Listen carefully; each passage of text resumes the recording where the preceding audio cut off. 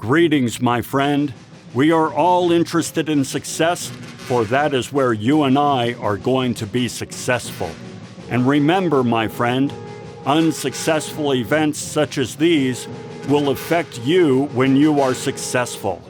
And now, for the first time, we are going to give you a full account of the stages, the steps, nay, even all the processes involved in conducting a pilot project. We are giving you all the evidence, based only on the documented testimonies of the miserable souls who made this terrible movie. My friend, we cannot keep this a secret any longer. Let us punish the guilty. Let us reward the innocent. My friend, can your heart stand the shocking facts about a pilot project involving grave robbers from outer space? I know. 2/3 of those who clicked on this video have already clicked off, but I just really wanted to do that intro. Screw it, I have a day job. So yeah, we're talking about pilot projects today. So let's say that you're an organization and you're planning some kind of large, aggressive initiative to do something totally awesome. It's high risk and it'll be expensive to launch, so you want to make sure that it'll work before you commit like a ton of resources to the venture. That's where pilot projects come into play. A pilot project is a small-scale test run that organizations conduct before fully committing their resources to a risky initiative. The idea is to assess the feasibility, potential challenges, and overall viability of the plan before you, pull out the checkbook. There's still checkbooks out there. I'm not old. Leave me alone. You're mean. And what better pilot case study is there than that conducted in the movie Plan 9 from Outer Space? None. It's the best. There are no better case studies out there. All others are number 2 or lower. So with that immutable fact established, let's jump right in. What is Plan 9? Plan 9 deals with the resurrection of the dead. This is Eros and Tana, aliens tasked with destroying humanity or scaring them into listening to the ruler or, forcing them to discontinue their weapons research programs or something or another. Come to think of it, it's not really all that clear what they're trying to accomplish. Which brings us to our first requirement for a successful pilot. Know what it is you're testing and what you want to come away with. What you want to learn in the process. This way, you can design appropriate test scenarios and collect relevant data. Without knowing what it is that you're testing, you might waste resources gathering information that doesn't really inform your decision-making process. You also need to establish meaningful success criteria. This means you need to know what success looks like so that when the pilot's done, you know whether or not you should move forward with the major initiative. In addition, a well-defined plan helps you communicate the purpose of the pilot to your stakeholders. This way, everybody understands what you're working on and what constitutes success. Finally, these clear objectives, they help to prevent scope creep. This is the tendency of a project to expand beyond its original parameters. This is especially important in pilot projects, where the goal is to test specific aspects of a larger initiative in a finite period of time and on a limited budget. You're not trying to solve for every potential problem. You're just gathering data. Okay, so the aliens don't do a very good job in scoping their pilot, but this isn't as uncommon as you might think.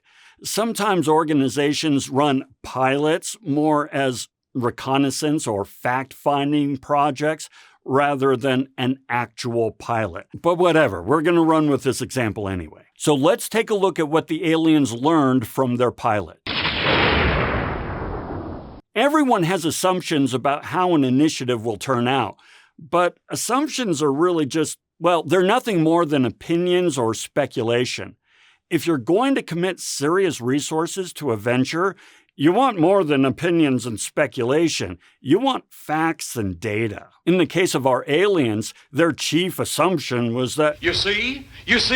Your stupid minds! Stupid! and easy to control. Well, this didn't turn out to be the case. Major initiatives require all manner of systems and equipment to work as advertised and reliably deliver the results you want. In Plan 9, the aliens find that not only are they unable to communicate through the Earth's atmosphere, We tried to transmit via televisor, but atmospheric conditions made transmission impossible. ooh, alien technology. They also discover that they can't rely on their zombie control ray guns or whatever to ensure their own safety. This isn't good. Strong teamwork is at the core of any successful project. And, well, this is only magnified for major resource-heavy initiatives. So yeah, you want to test team readiness in your pilot. And, well, in our example here, this is a problem because even in this small pilot, it's clear that the aliens have themselves a pretty toxic work environment, complete with bullying and sexual harassment. That's enough! In my land, women are for advancing the race, not for fighting man's battle. When planning a major initiative, you try to anticipate challenges, but you can't account for every possible contingency. Well, that's where pilots can help you. They can help you suss out things that you had not considered in the planning phase. In the case of the aliens, they accounted for the U.S. military, but they neglected to consider the threat posed by local law enforcement and, well, even private citizens. Leadership and other stakeholders, well, they didn't get to where they are by throwing money at every supposed opportunity that batted their eyes at them. They want to make sure that anything they greenlight is, well, all but assured of success. That's why it's important to keep leadership informed of your progress against schedule and hit all of your milestones. Eros fails to do this, and the ruler is none too pleased. He even takes resources away from Eros and redeploys them to other, more promising ventures. I have taken 2 ships from your command. I have need of your other ships elsewhere. Even though you have risen 3 of the Earth's dead, the plan is far from successful, and you, Eros, must prove it an operational success before more time, energy, ships, and your countrymen may be spent on it. You know, this is actually super common, the hokiness of the movie notwithstanding.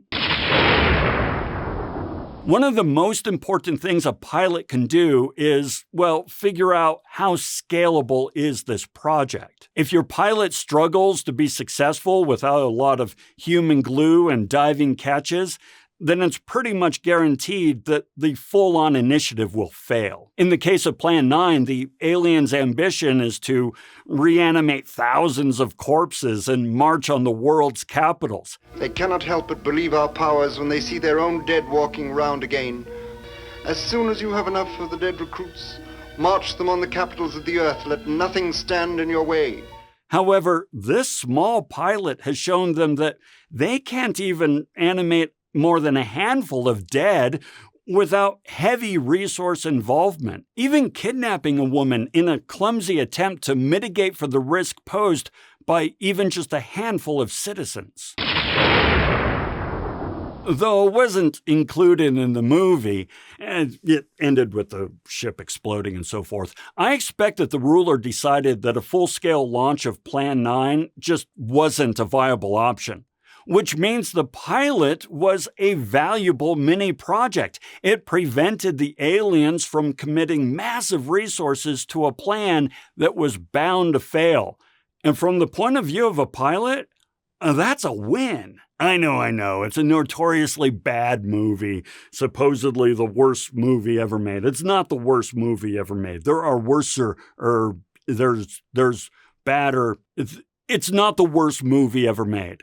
And actually, as a case study in pilots, there's actually a lot we can learn here. So yeah, don't just toss it aside. Anyway, that's all I've got for today. Now, Go off and make some trouble, and we'll talk again soon. Perhaps on your way home, someone will pass you in the dark, and you will never know it, for they will be from outer space.